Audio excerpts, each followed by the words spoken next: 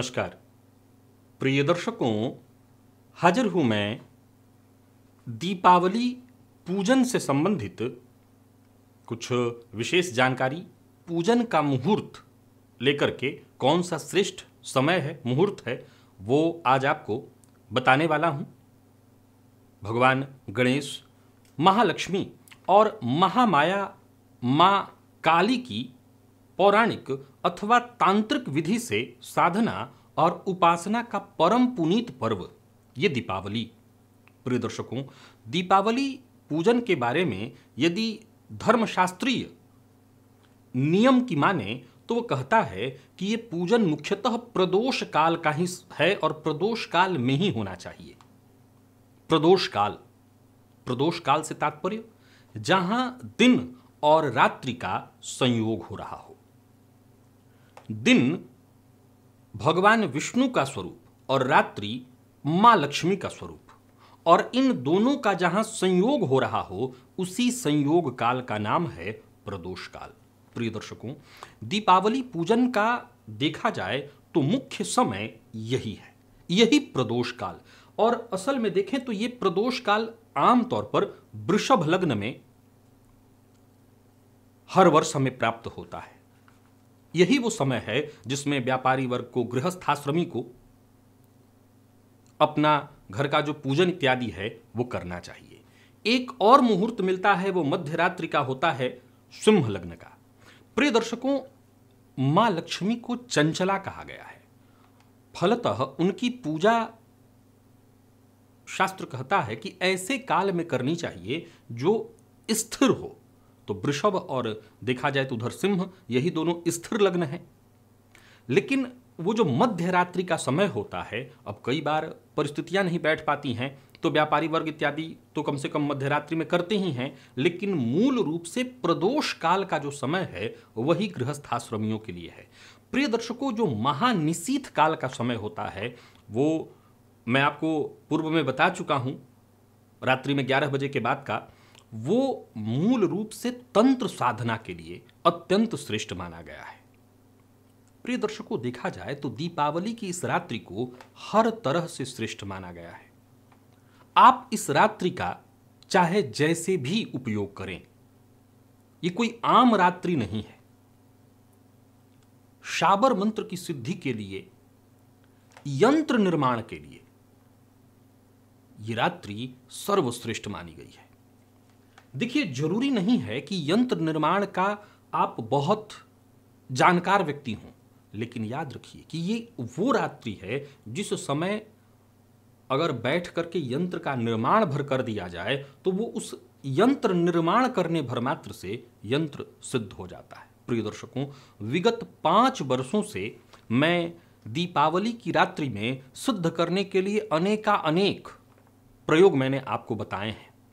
चाहे वो व्यापार वर्धक प्रयोग हो, विषा यंत्र का प्रयोग हो, आपने उसे किया है और उससे आपने लाभ भी पाया है।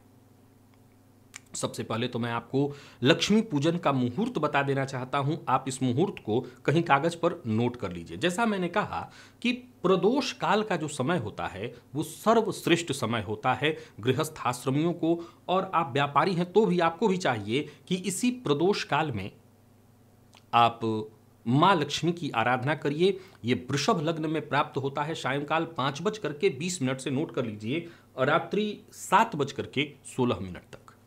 सायंकाल 5:20 से रात्रि 7:16 तक। और जैसा कि मैंने कहा, एक दूसरा और लग्न प्राप्त होता है, वो मध्य रात्रि के आसपास, वो सिंह लग्न में रात्रि 11:48 से रात्रि 2:02 के बीच।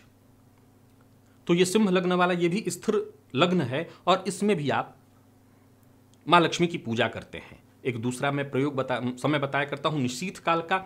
इस समय में मंत्र जप करना, यंत्र निर्माण करना, शाबर मंत्र का जप करना, महाकाली की आराधना करना।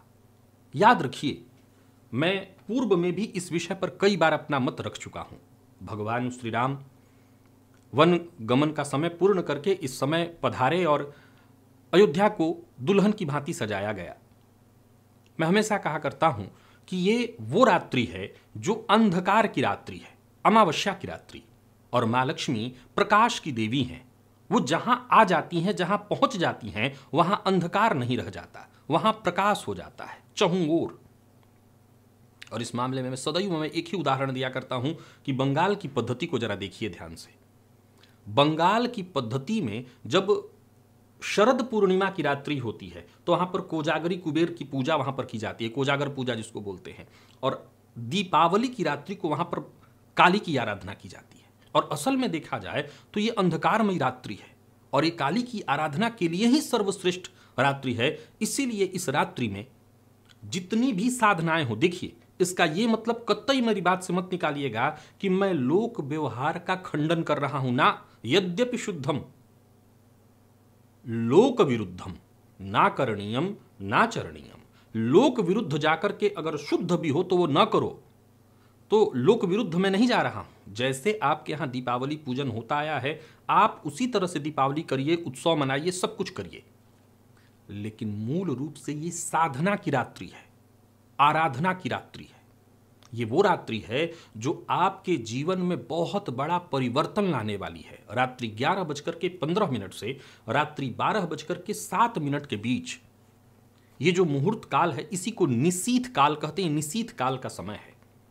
प्रिय दर्शकों, मां लक्ष्मी की कृपा हेतु मैंने जितने भी आपको प्रयोग बताए हैं, उन प्रयोगों में पिछले वर्ष से एक प्रयोग आपको बता रहा हूं। वो प्रयोग है गन्ने के रस से हवन का प्रयोग। अगर आप सक्षम हो तो या तो वृषभ लग्न में जब मैंने प्रदोष काल का समय बताया है तब, आप चाहें तो निशीथ काल में भी गन्ने के रस से हवन करिए। प्रिय दर्शकों, गन्ने के रस से हवन का इतना श्रेष्ठ शास्त्र में विधान है कि ये मां लक्ष्मी की जैसे वर्षा करा देता है। मंत्र कोई विशेष ऐसा नहीं है। ओम महालक्ष्मी स्वाहा, ओम महालक्ष्मी स्वाहा। इसी मंत्र से 1100 आहुति आपको डालनी चाहिए। कुछ विशेष नहीं करना। एक घर में कोई जगह बना लीजिए, नहीं है घर में तो छत पर आप बना लीजिए। अब देख लीजिए, जाहिर सी बात है आप किराए के घर में रह रहे हों तो ये संभव नहीं है कि आप इस तरह से हवन कर सकते हैं। फ्लैटों में रहने वालों के पास भी ये दिक्कत है कि वो धुआं इस तरह कदर करेंगे तो अगल बगल वालों को दिक्कत हो जाएगी। पर अगर आपके पास कोई व्यवस्था हो ये करने की तो जरूर करिए। थोड़ा सा अग्नि प्रज्वलित कर लीजिए।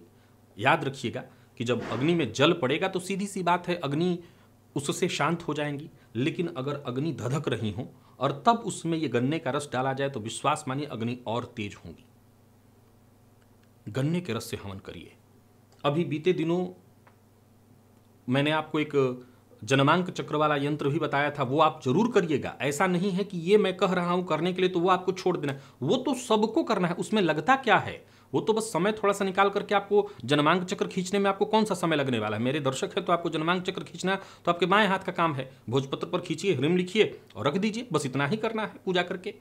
लेकिन ये प्रयोग अवश्य करिए। एक और प्रयोग प्रिय दर्शकों, ये सब चीज़ों में आपको जो पूजा पाठ करनी है, आसन, माला, लाल इत्यादि, ये बताने की जरूरत नहीं है। हर वर्ष मैं आपको बताता रहता हूं और हर वर्ष आप देखते रहते हैं और जानते हैं। सब मेरे दर्शक जान रहे हैं। पूजा करने का जो विधान है, हवन भी करना है तो बस वही विधान है। आचमन कर लीजिए, गणेश जी का ध्यान करिए, आचमन करिए, अपनी शुद्धि करिए और बस प्राणायाम करने के बाद संकल्प लेकर के हवन शुरू कर दीजिए। प्रिय दर्शकों, जैसा मैंने कहा, शाबर मंत्र, शाबर मंत्र इस रात्रि में यदि जपा जाए तो ये परीक्षित है, शीघ्र ही सिद्ध हो जाता है। और सर्वश्रेष्ठ साबर मंत्र मैं आपको विगत 3-4 वर्षों से तो बताता ही आ रहा हूं। ये आप जानते हैं, मां लक्ष्मी का जबरदस्त साबर मंत्र है ये। श्री शुक्ले महाशुक्ले कमल दल निवासे श्री महालक्ष्मी नमो नमः। लक्ष्मी माई, सत की माई, आवो माई, करो भलाई, ना करो तो 7 समुद्रों की दुहाई। रिद्धि सिद्धि राखोगी तो 9नाथ 84 सिद्धों की दुहाई। मैं ये मंत्र डिस्क्रिप्शन में दे दूंगा, वहां से आप ले लीजिएगा। मैंने कहा 9नाथ 84 सिद्धों की या 9नाथ 84 की दुहाई, ये दोनों ही प्राप्त होता है, वो भी सही है। मैंने बीते वर्ष में कई बार जगह पर बताया था, राखो की जगह खाओगी भी प्राप्त होता है। कई लोगों ने कहा कौन सा सही है। मैं पुनः बताता रहा हूं, बार बार बताता रहता हूं। एक ही बात ध्यान रखिए, साधना में भेद बुद्धि लगाएंगे तो कभी साधक नहीं बन पाएंगे।